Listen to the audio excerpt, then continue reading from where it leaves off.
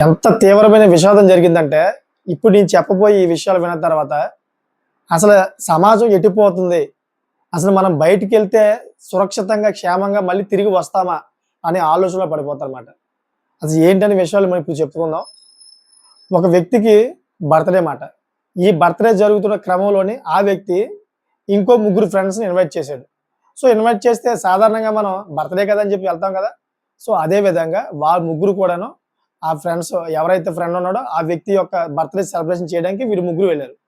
ఈ ఎళ్ళిన ముగ్గురు ఏం చేశారంటే ఎప్పుడైతే బర్త్‌డే కేక్ కట్ చేస్తున్న సమయంలోని పాపం ఫ్రెండే కదా అని చెప్పేసి ఆ కేక్ తీసి మొఖం మీద కొంచెం కొంచెం రాశారుమాట.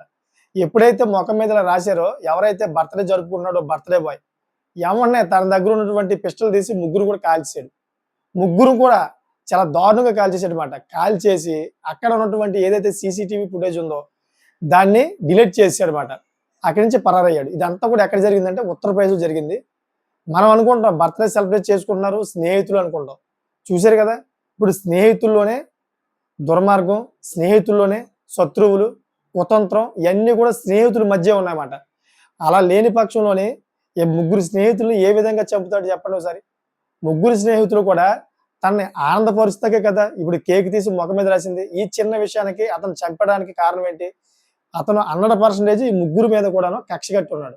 అంటే అదును చూసి చంపుదాం అనుకున్నాడో, ఇదే క్రమంలోని వాళ్ళు ఈ విధంగా రాయడంతోటి అదే కారణంగా భావించి చంపాడన్నమాట.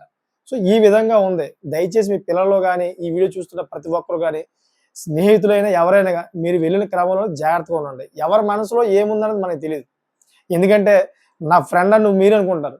ఆ ఫ్రెండ్ మనసులో ఏముందో మీకు తెలీదు కదా! ఏం ఆలోచిస్తున్నాడో తెలీదు కదా! మీ ఎనకాల ఏమేమి గోతులు తీస్తున్నాడో మీకు తెలీదు కదా! దయచేసి మీరు గమనించండి. గమనించి ఆచితూచి మీరు అడుగు వేస్తే ఎటువంటి ప్రమాదం జరగదు. సో, ఈ విధంగా చూసారు కదా! ఎంత దారుణంగా హత్య చేసేసాడో. సో, ఈ విధంగా అయితే సంఘటనలు జరుగుతా ఉన్నాయి. అందుకని దయచేసి తగు జాగ్రత్తలు తీసుకుంటారని కోరుకుంటున్నాను. అదేవిధంగా ఇటువంటి లేటెస్ట్ ఇన్ఫర్మేషన్ కోసం నా ఛానెల్ సబ్స్క్రైబ్ చేసుకోండి. Thank for watching friends.